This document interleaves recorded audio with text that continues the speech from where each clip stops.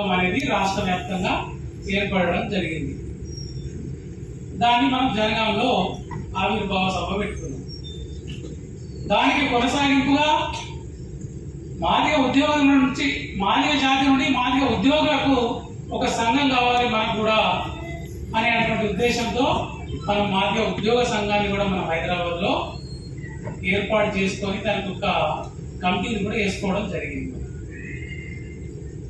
మొట్టమొదటిసారిగా మన మాదిగ జాగృతి సంఘానికి మన మాదిగ జాతికి కామన్ ప్రాపర్టీ ఏది లేదు. మొట్టమొదటిసారిగా మనం మాత్రమే హైదరాబాద్ బాటా సింగారంలో ఒక భవనాన్ని నిర్మించుకోవడం జరిగింది. చాలా కుల సంఘాలు పెద్ద పెద్ద భవనాలు ఉన్నాయి, వాళ్ళకు జిల్లాలలో కూడా ఉన్నాయి, రాష్ట్రంలో ఉన్నాయి. మనం ఇప్పుడే మొట్టమొదటిసారిగా రాష్ట్రంలో నిర్మించుకోవడం జరిగింది. ఇవన్నీ ఎందుకు చేసుకుంటున్నాం మనం అంటే, డాక్టర్ బిఆర్ అంబేద్కర్ గారు చాలా కష్టపడి మనకు రిజర్వేషన్ ఇవ్వడం జరిగింది, ఓటు హక్కు ఇవ్వడం జరిగింది, ఇంకా చాలా రకాలైనటువంటి హక్కులు ఇవ్వడం జరిగింది. మనకు చివరికి ఒక మాట ఏమన్నాడు అంటే, నేను ఇంత కష్టపడ్డా పొలిటికల్ డెమోక్రసీ ఇవ్వగలిగిన కానీ క్యాస్ట్ డెమోక్రసీ ఇవ్వలేకపోయినా నేను అని బాధపడ్డాడు డాక్టర్ బిఆర్ అంబేద్కర్ గారు. పాలిటిక్స్ లో డెమోక్రసీ ఉంది, అందరు సమానమే, అందులో ఎమ్మెల్యేలంతా ఈక్వల్. వాళ్ళు డెమోక్రసీ ఏంటి, అందరు సమానంగా ఉండాలి, అందరికి సమానమైన ట్రీట్మెంట్ చేయాలి. పాలిటిక్స్ లో ట్రీట్మెంట్ చేస్తారు, అట్లే ఉంటుంది. ప్రభుత్వం అందరికీ సమానమైనటువంటి గౌరవం ఇస్తుంది పాలిటిక్స్ లో.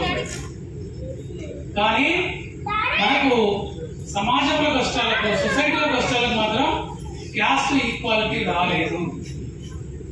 దానికోసం మీరు నా యొక్క సాహిత్యం అనేది చదువుకొని క్యాస్ట్ ఈక్వాలిటీకి మనమంతా, క్యాస్ట్ డెమోక్రసీకి మనమంతా పనిచేయాలి మీరంతా చెప్పుకోవడం జరిగింది.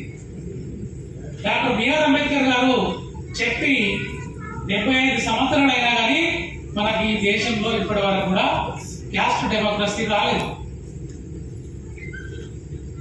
ఏది చూసినా కుల ప్రాతిపదికన చూస్తున్నారు కానీ ఒక మనిషిగా చూడట్లేదు. మనం ఇతను కూడా తెలివి ఉన్నది, ఇతను కూడా చదువుతున్నాడు, ఇతను కూడా ఈక్వల్ రైట్స్ ఉన్నాయి ఈ దేశంలో, ఇతను ఈక్వల్ గా ట్రీట్ చేయాలని అనుకోవడం లేదు. ఇది ఏ క్యాస్ట్ అనే దాన్ని బట్టి మీకు ఇచ్చేటువంటి వాల్యూ ఇస్తున్నది ఈ సొసైటీ. ఈ దేశంలో ఒకరు ఇద్దరు అని అంటలేము, మనం వాళ్ళని వీళ్ళను అంటలేము. ఈ దేశంలో ఇట్లా ఉంది ఈ నడవడిక. మరి దీనికి ఏం చేయాలి? ఏం చేయాలంటే ఎవరైతే బాధితులు ఉంటారో వాళ్ళు ఒక సంఘం ఏర్పడి ఇది కాదు మనం కూడా మనుషులేనని నిరూపించుకోవాలి. మన జాతి వాళ్ళు ఆలోచించరు, వాళ్ళకి ఏం తెలియదు. వాళ్ళు చిన్నప్పటి నుంచి అదే అనుభవించిన వాడు ఇట్లే బతకాలి కావచ్చు అనుకున్నారు. డాక్టర్ బిఆర్ అంబేద్కర్ గారు కూడా అతను అమెరికాకు వెళ్ళనట్లయితే, అదేవిధంగా ఇంగ్లాండ్కు వెళ్ళనట్లయితే ఆయన కూడా తెలియకపోయేది ఈక్వాలిటీ అని. ఆయన చదువుకోవడానికి పోయినప్పుడు అక్కడ ఆయన కింద కూర్చున్నాడట, వాళ్ళ రూమ్మేట్స్ దగ్గర కింద కూర్చుంటే వాళ్ళని అమెరికన్స్ అనుకున్నారట. మీరు కింద ఎందుకు కూర్చున్నారు, మాతో ఈక్వల్ కూర్చోవాలి కదా అని ఈక్వల్ గా ఆయన కూర్చోబెట్టి మంచాలు పట్టుకోబెట్టారు. దేశం అంతా పరిశీలిస్తే అందరు ఈక్వల్ ట్రీట్ చేస్తున్నారు మనిషిని.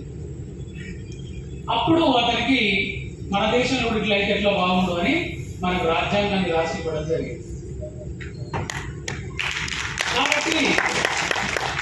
కాబట్టి ఇప్పటికైనా మనం చదువుకున్న వాళ్ళం pay back to the society అని అంటే ఫస్ట్ మన జాతికి ఇద్దాం, మనం పే బ్యాక్, ఆ తర్వాత సొసైటీకి ఇద్దాం. మన మాదిగ జాతికి ఏం పే బ్యాక్ చేయాలి? మనము ఎదుర్కొన్నటువంటి వీటన్నిటికీ కారణం ఒకటి, మనకు ఏకం కాకపోవడమే. మనమందరం ఒకదాటి పైన నడిచినట్లయితే మనము ఖచ్చితంగా మనం వీటన్నిటిని సాధించుకోవాల్సిన ఉద్దేశంతో మనమందరం ఒక సంఘంగా ఏర్పడి మన యొక్క మాదిగల యొక్క కష్టాలను, కన్నీళ్లను తీర్చడానికి ఇది ఏర్పాటు చేయడం జరిగింది. కాబట్టి దయచేసి మనమందరం ఈ జాతికి వెన్నుదన్నగా నడిచి మన జాతిని ముందుకు నడిపించడం కోసం మనం అందరం ఇంకా సంఘంగా పటిష్టంగా ప్రతి జిల్లాలో ఈ యొక్క సంఘాలు ఏర్పాటు చేసి మన టైం టాలెంట్ ట్రెజరీలో మన కాంశీరామన్ సార్ చెప్తారు 10% ఇచ్చినట్లయితే, డాక్టర్ అంబేద్కర్ గారు చెప్పారు 10% ఇచ్చినట్లయితే సరిపోతుంది. మన టైం టాలెంట్ ట్రెజరీలో మనం సంపాదించే ట్రెజరీలో కానీ, మనం ఉన్న టైంలో కానీ, మన టాలెంట్లో మన తెలుగులో కానీ ఒక 10% ఈ సొసైటీకి ఇచ్చినట్లయితే ఈ సొసైటీ అద్భుతంగా మిగతా వాళ్ళతో ఈక్వల్గా రాగలుగుతుంది అని. కానీ మనం ఆ విధంగా చేయలేకపోతున్నాం కాబట్టి ఇప్పటికీ ఈ సొసైటీలో మనము డిస్క్రిమినేషన్స్ ఎదుర్కోవాల్సి వస్తుంది.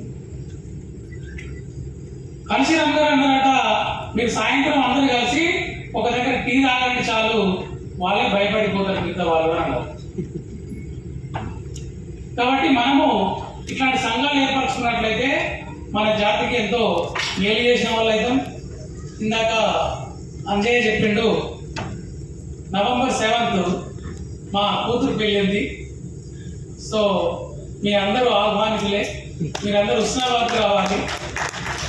ఆ పని ఉండడం వల్ల నేను కొంచెం ఎర్లీగా వెళ్తున్నా, మా ఆఫీసర్స్ని కలవాలి హైదరాబాద్లో. సో రేపటి నుంచి డ్యూటీకి వెళ్ళాలి కాబట్టి దయచేసి నన్ను క్షమించి